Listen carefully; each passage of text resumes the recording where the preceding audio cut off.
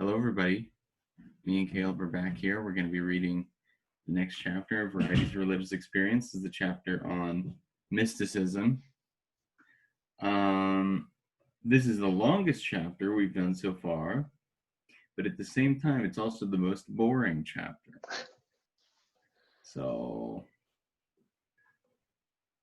yeah, it's kind of boring. There's a lot in it, but most of it is just these long quotes, which are interesting on their own. And so I don't know if I have much to say other than people should go and read those quotes that were kind of interesting. But past that, Yeah, he does have some like things, but it's just rehashing everything else he's said about religious experience. In a sense, this is like a, weirdly, if you were to have people read one chapter in the book, I would have it be like this one, because this is almost like a self-contained essay. kind of. Yeah, but it even as a self-contained essay, it still doesn't contain a whole lot of his ideas. Well, I think the three steps that he has in his conclusion here do Contain like them. sum up the philosophy of the book or the Yeah, perspective of the book. But I guess we'll go through it like we normally do, but this one might be kind of shorter. yeah. So which you would have noticed by now. But the okay, so it starts out and he defines mysticism, but he says, well, people always want to talk about mysticism, but what does that mean? Does that mean like fortune tellers or like fortune cookies, or what does it mean? And so people usually just use it to mean vague, like that's a mystical conception. So it's not really, I don't really know what you mean. But he says, okay, well, for our purposes, I'm going to say four specific things, and that's what we're going to mean when we talk about mystical experiences. So the one that he gives is ineffability, which is it's almost impossible to describe the event in words. You have to experience it yourself to know what's going on. It's almost like a local knowledge kind of thing, or a tacit knowledge, which is an idea from Michael Polanyi that Hayek uses, meaning like there when you're working at a specific task, some of the knowledge is embedded in the doing of the task. It's not something in your head that you could just relate. So like riding a bike, you can't just tell someone how to ride a bike. You know how to ride a bike, but you just kind of do it yourself. And so a lot of the knowledge that's in the economy is placed that way, or in the world, I should say, is placed that way. So just mystical experiences are kind of like tacit knowledge of who God is. Um, it's got a noetic quality, he says, meaning that the experience carries like a sense of authority. Like when you're there, you think, okay, this is real, like this is profound, and this is telling me something that's going on. It's a revelation, meaning something is revealed that was not revealed before. They're transient. They don't appear. They're kind of short. They're not like, it's not like someone is in a mystical state for their whole life. And passivity. So usually the event just kind of attacks you. You don't like you can kind of prompt it through things, but you have a sense that it is being done to you. You're not controlling it. You're not the active agent.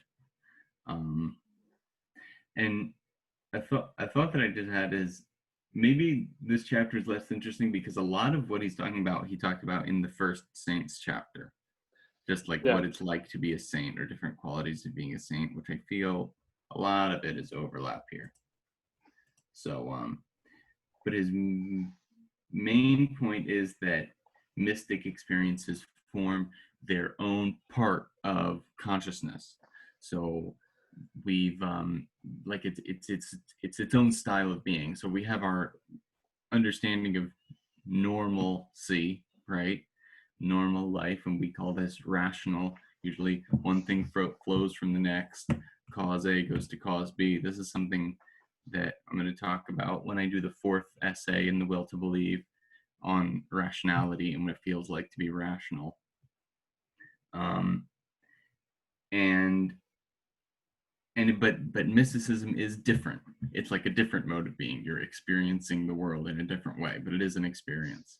So yeah, that's probably the main important claim of this chapter, is that mysticism is a different form of consciousness. yeah.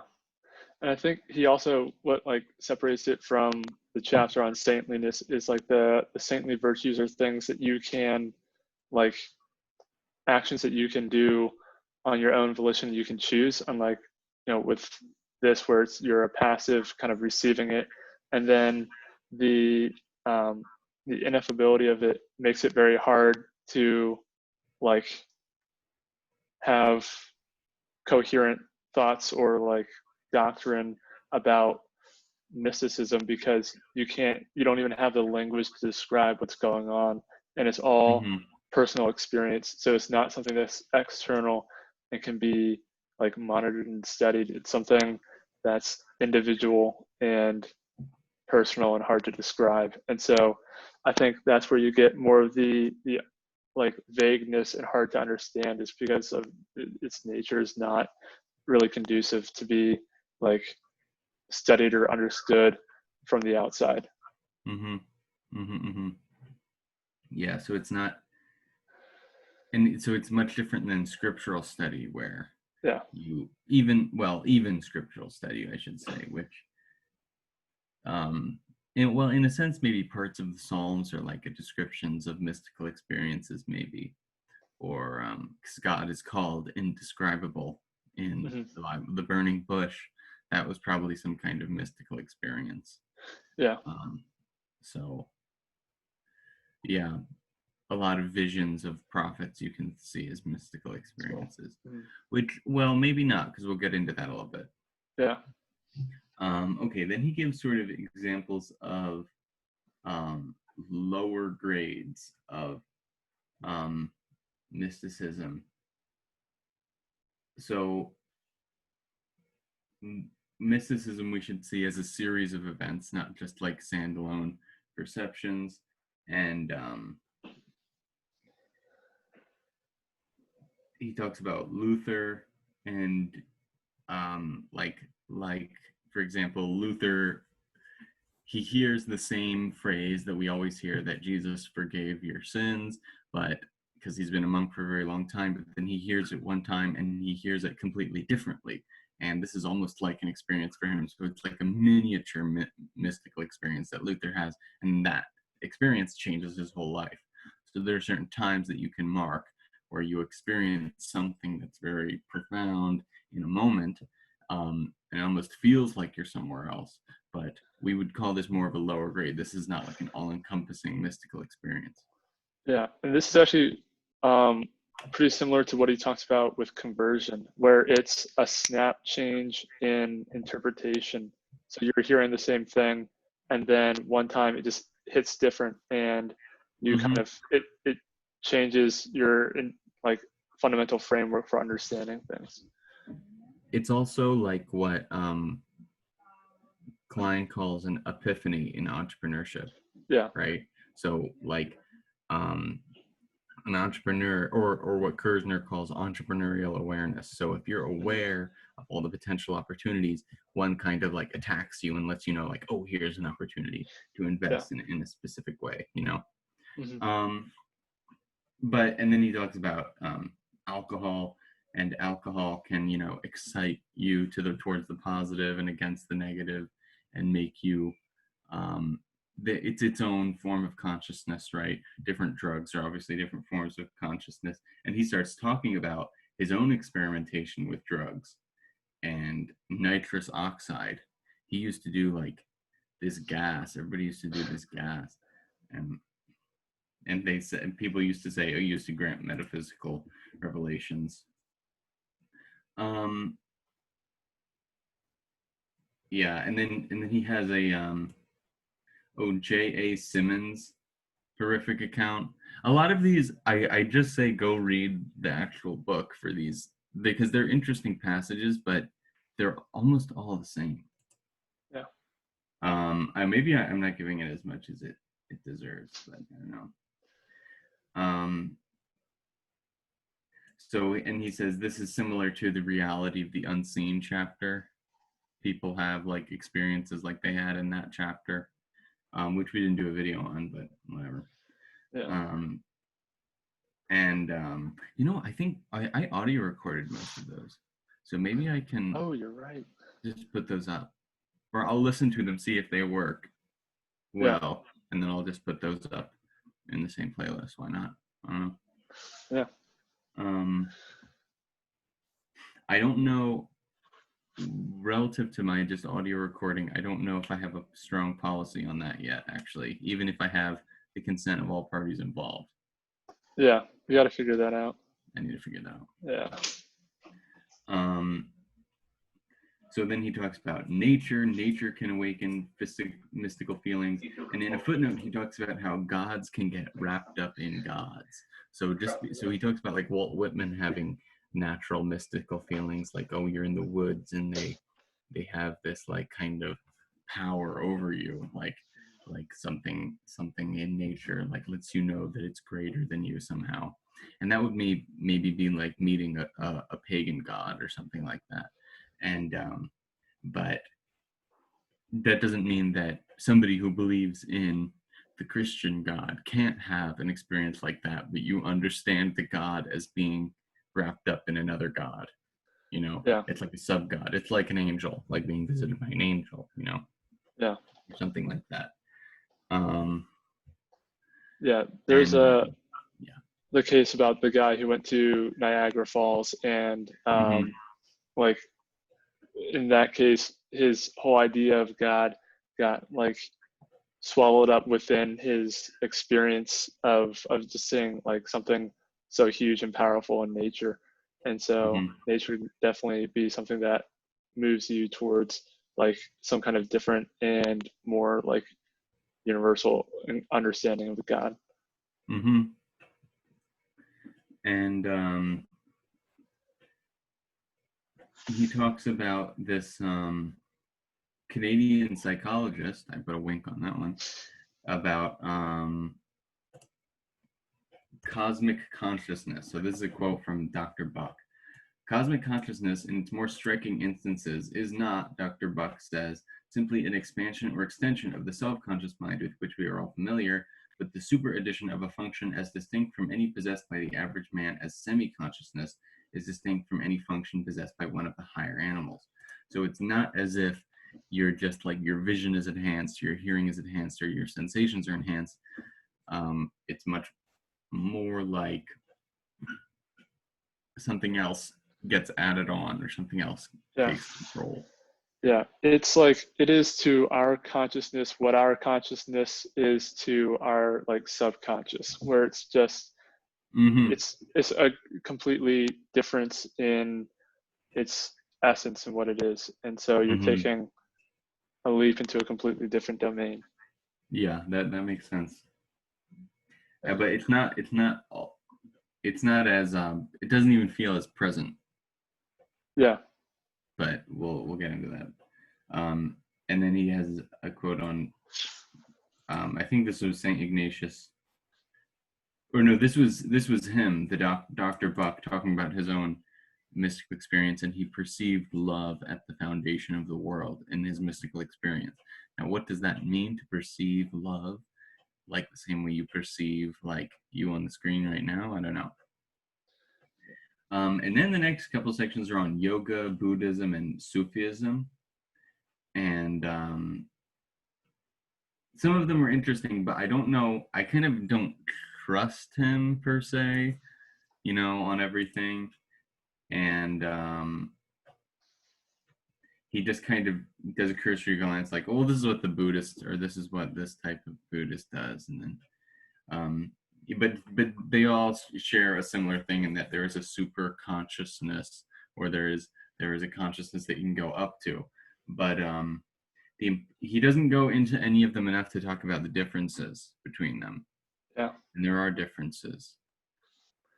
Yeah, he does hit some of the similarities though. And he did quote like the Vedas and the Upanishads for Hinduism. So he had like some decent like foundation for it. Yeah. But yeah. Oh, sorry. I just like you have it in like Buddhism is probably in Hinduism as well. But like the highest forms are where like nothing exists at all. And I had a religion professor who was talking about thinking about it as there being like no thing, where a thing is a distinct entity from all other things. And so at the highest form or highest level, there are no distinctions because everything is like wrapped up in the one, or like your pantheist understanding, or yeah, pantheist understanding of God, where everything is God because everything is like one thing united. Yeah, and pantheism and monism are the kind of the same thing to them, or Yeah. to James. When he uses the word monism, he kind of also means pantheism, Mm-hmm. which is why he kind of talks about going, because he wants to go between pantheism and atheism. He goes, the truth is somewhere in between, so that's why he's always talking about integration into things, but not integration too much. Yeah. Yeah. And he talks about Al-Ghazali, I don't know how to pronounce it, but who talked about his experiences with the Sufis and the Sufi transport. And he says there's a difference between how the doctor looks at the drunkard and how the drunkard understands their own drunkenness. Mm-hmm. And that's the kind of analogy he uses for someone in a mystical experience. You kind of have there, you can know a little bit about it, but you can't know everything about it. Yeah. It's like writing the about, yeah. Oh, sorry. It's just like it's like what you talked about at the beginning of the video about it being like riding a bike. Knowing the physics of riding a bike is one thing, but it can't tell you at all about the experience of what it's like to actually be riding a bike. Mm-hmm. You have to teach your muscles too. Yeah. Yeah. Yeah, exactly. And then he starts talking about Christian mystics and the practice of orison, which I've heard of, but I've never really read much about. And he talks about how, ironically, Protestant evangelicals have have kind of pushed all of that stuff outside to kind of make it more pure in a way. They think it makes it more pure, but what ends up having happened is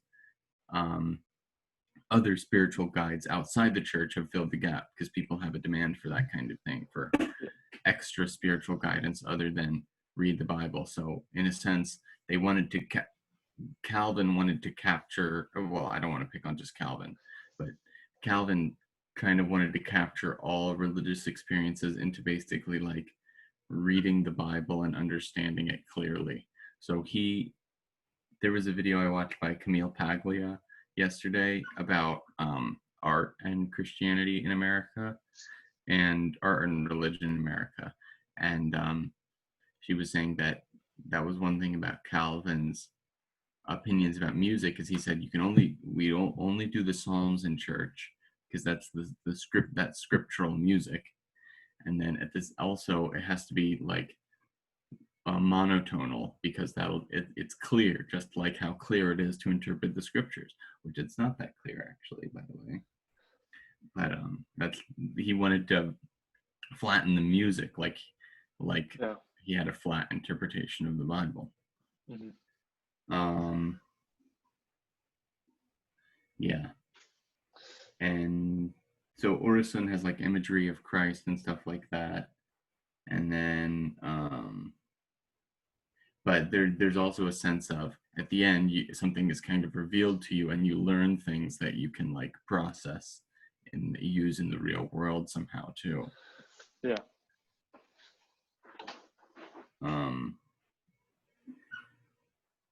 And so then he wants us to talk about, he kind of wraps up like what he does in the Values of Saintliness chapter here, where he talks about what are the effects of being in mystical states. And he talks a little bit in the Values chapter about some saints who they basically can't survive unless there's people like around them to help them, right? Yeah. And there's people around them to keep them alive while they're in this state. But some, he says, like Ignatius and St. John and St. Teresa, like have by their mystical experiences been turned into doing all these great things, especially St. John of the Cross I've heard a lot about. Yeah. I think Hayden would be into St. John of the Cross. I don't know why, but I have a feeling. And then there's a St. Teresa quote where she says, essentially, there's when you get to the point in that mystical state, you realize the importance of being honorable, because that mystical state kind of reminds you across time. So mystical states can be good or can be bad. But it's interesting that the only people that he mentioned have good practical effects of their mystical experiences are the Christian ones. He doesn't mention the practical effects of the other types of mysticism, which is interesting.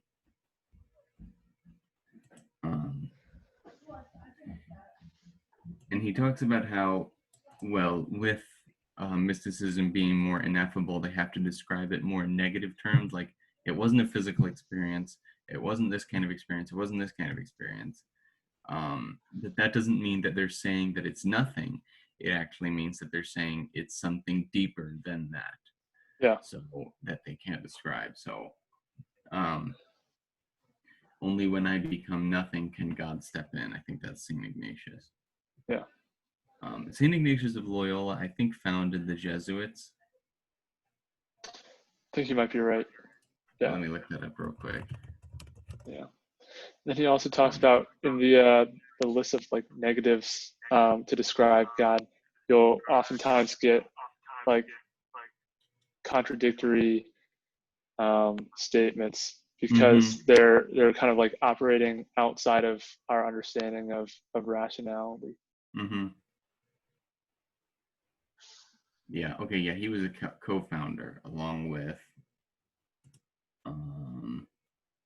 Peter Faber and Francis Xavier. Well, I thought one of them was a knight. I thought a knight helped them found it, but I don't know. And they were all Spanish.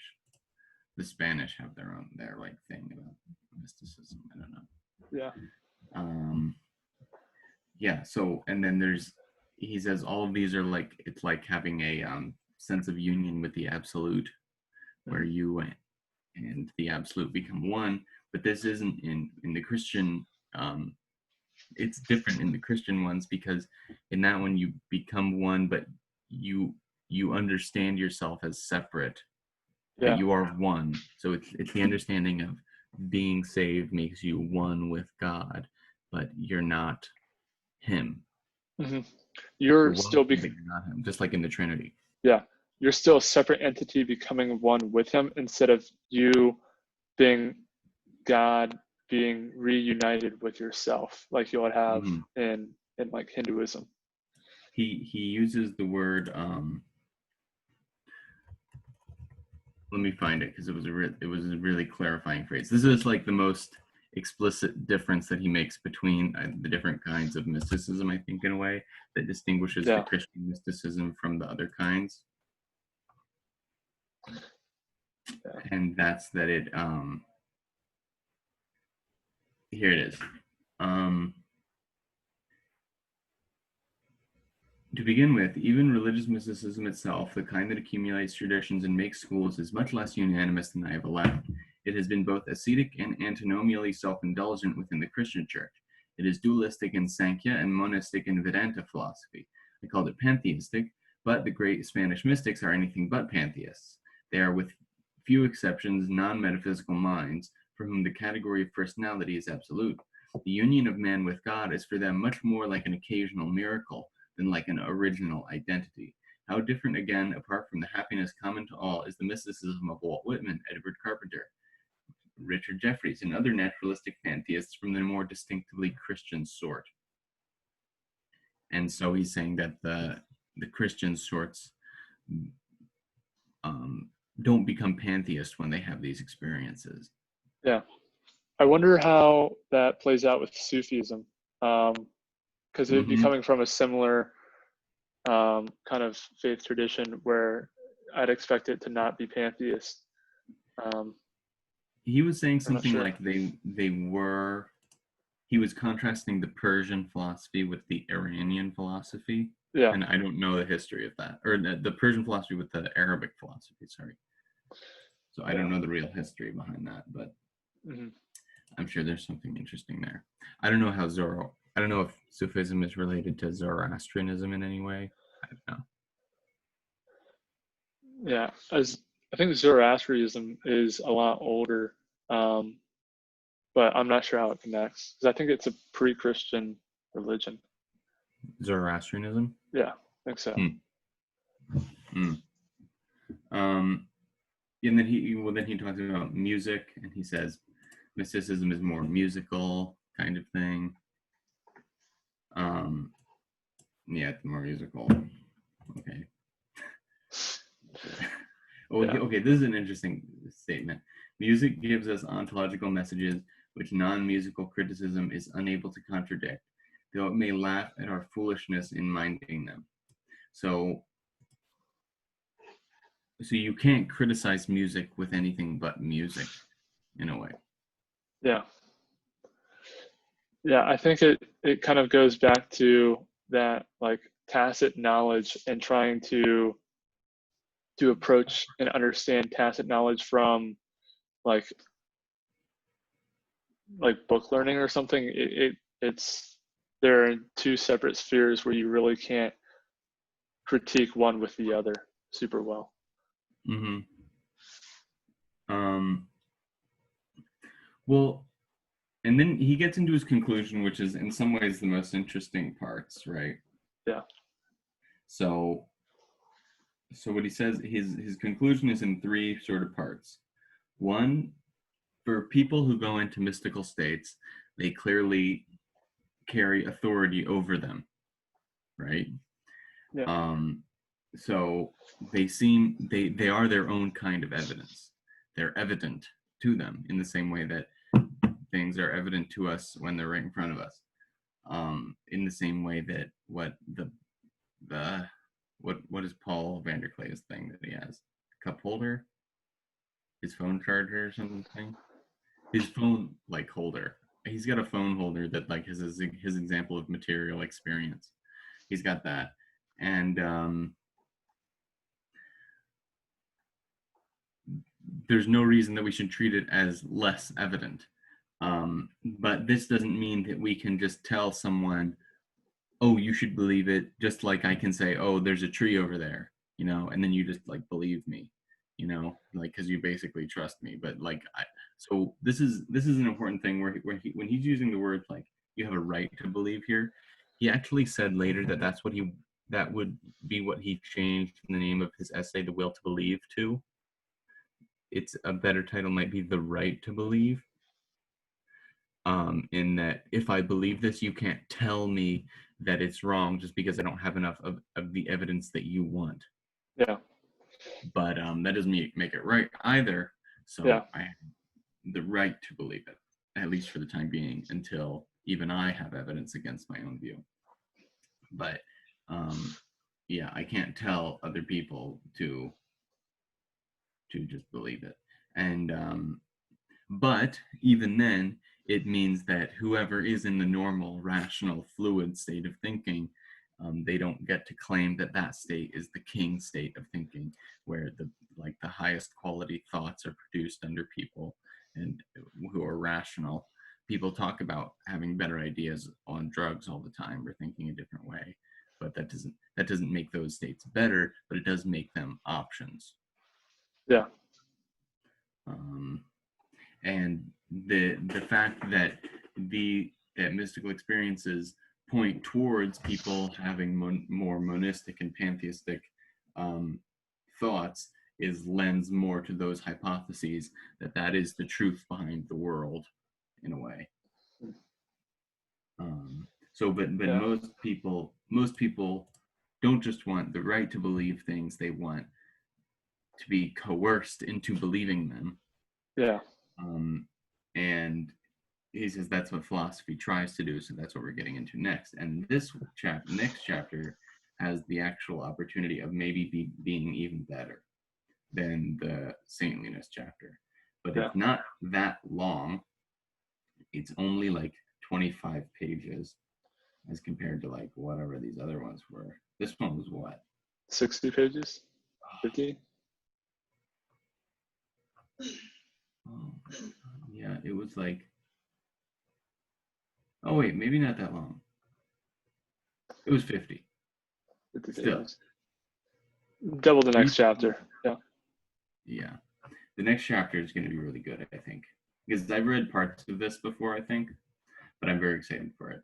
So yeah, we'll try and do that as soon as possible because it is shorter. And then we've got only one chapter after that, which is like his miscellaneous chapter. Oh no, then we have a conclusion chapter. Yeah. But both of them are short, so we can probably knock them out very quickly. Pretty quickly. Yeah. Yeah. Okay. All right. Very good. Stuff.